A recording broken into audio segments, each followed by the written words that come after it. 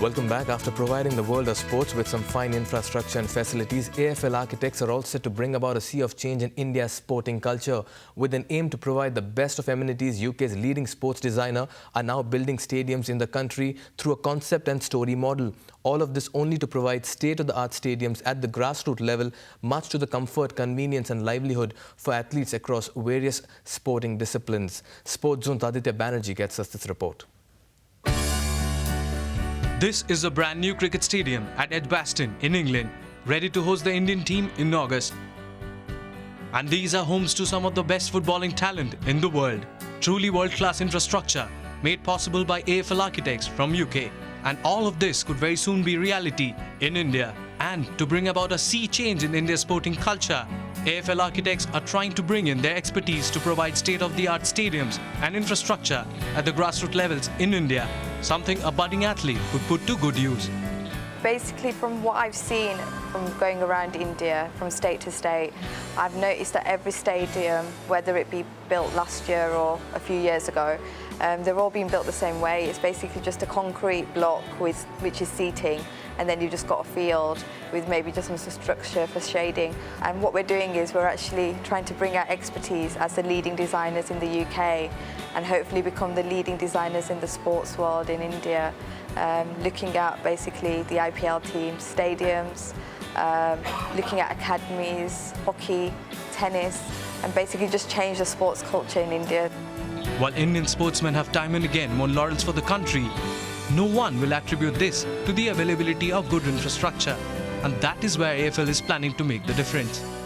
The company is already working on over 15 projects in India, one of them being work on a hockey academy at Raipur in Chhattisgarh. Every building should have a story, and when I've been working as an architect all over the world, all the buildings I've done are created from a concept, a really strong connection to maybe the surrounding area. So with Chhattisgarh, I did a bit of research, looked at the area, its surroundings, and after doing some initial reading, I found out that Chhattisgarh was actually a big supplier of different kinds of rice, has lots of different rice fields.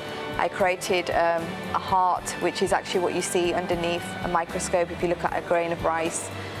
Within that, I divided the sporting activities within solely the heart of the rice.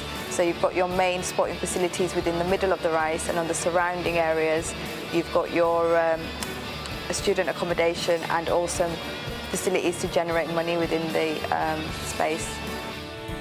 Afl Architects have already established its credentials in UK and the rest of the world.